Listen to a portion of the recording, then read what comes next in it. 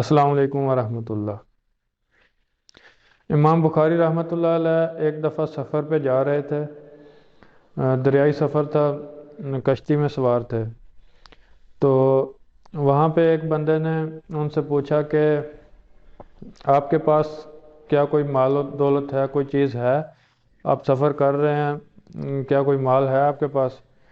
تو امام بخاری رحمۃ اللہ علیہ نے اس بندے کو سچ سچ بتا دیا کہ میرے پاس اتنے پیسے ہیں۔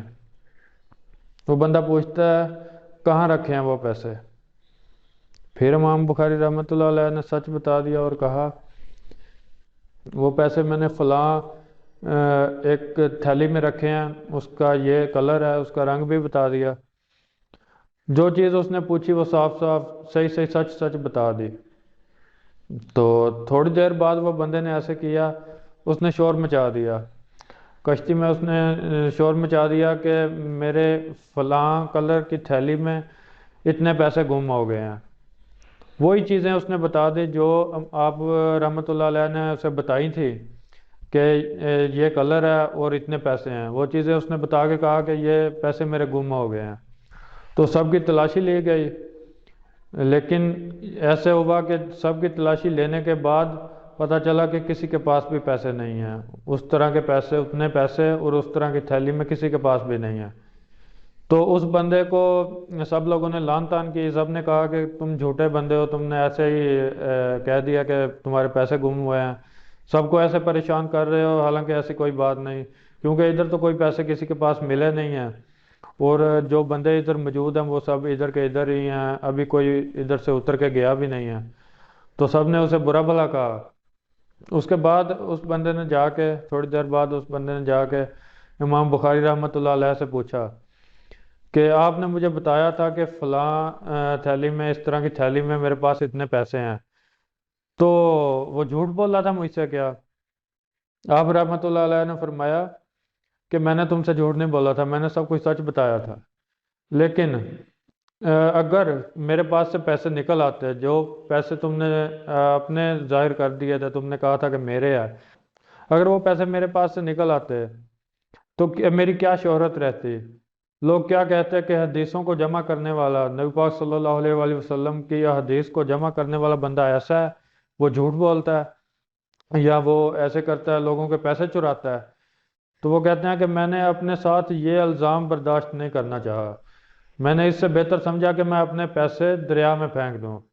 امام بخاری رحمۃ اللہ علیہ نے اپنے پیسے دریا میں پھینک دیے تھے، جو ان کے اپنے ذاتی تھے، جو بالکل انہوں نے چوری نہیں کیے تھے، ان کے اپنے پیسے تھے، انہوں نے وہ دریا میں پھینک دیے تھے، پانی میں پھینک دیے تھے، صرف اس الزام سے بچنے کے لیے۔ بہرحال انہوں نے خود کو الزام سے بچانے کے لیے اپنے پیسے پھینک دیے تھے۔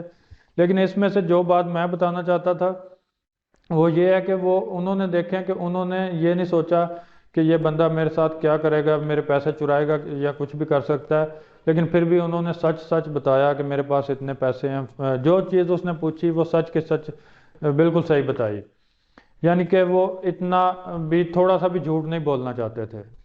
لیکن آج کل کے معاشرے میں لوگ ایسے جھوٹ بولتے ہیں کہ ان کا بالکل کوئی چہرے پہ ایکسپریشن بھی نہیں ہوتا، کوئی فیل ہی نہیں ہوتا۔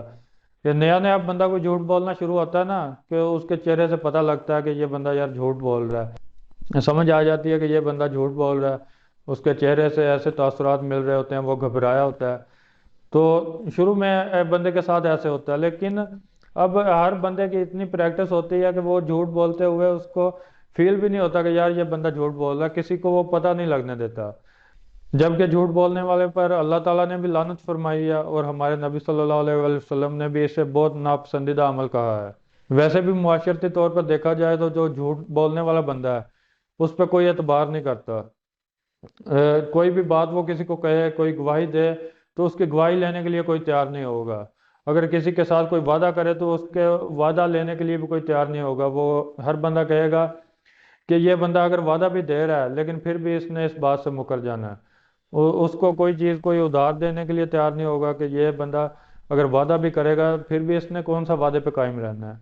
تو معاشرتی طور پہ بھی دیکھا جائے تو جھوٹ کا اتنا زیادہ نقصان ہے کہ ہم اپنی زندگی کو ایک بدتر زندگی بنا لیتے ہیں۔ تو اس طرح جھوٹ کے بہت سارے نقصانات ہیں۔ اگر ہم ان لوگوں کو دیکھیں جو ضرورت کے وقت بھی جو ہمیں لگتا ہے کہ اس وقت ضرورت تھی، جھوٹ بولنا چاہیے تھا، لیکن وہ اس وقت بھی جھوٹ نہیں بولتے تھے۔ وہ جھوٹ سے نفرت کرتے تھے اور کسی بھی صورت جھوٹ بولنا نہیں چاہتے تھے۔ اگر آج ہم اس چیز پہ عمل کریں تو ہمارا معاشرے میں وقار بھی ہوگا، ہر کوئی ہم پہ اعتبار بھی کرے گا، تو ہماری بات کی کوئی اہمیت بھی ہوگی۔ تو اس ویڈیو میں میرا ایک چھوٹا سا یہ میسج ہے کہ کوشش کریں کہ کبھی جھوٹ نہ بولیں، سچائی کو اختیار کریں، ہمیشہ سچائی کو اپنانے کی کوشش کریں۔ تو انشاءاللہ نیکسٹ ویڈیوز کے ساتھ ملیں گے۔ السلام علیکم ورحمۃ اللہ۔